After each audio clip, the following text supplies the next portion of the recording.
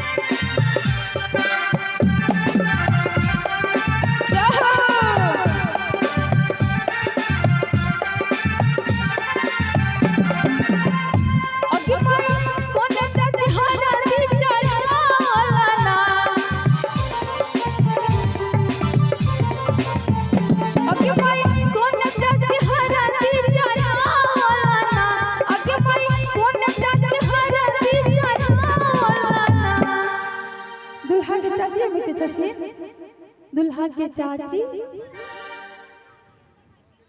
क्यों नहीं? अच्छा चाची घर में छथिन। मामी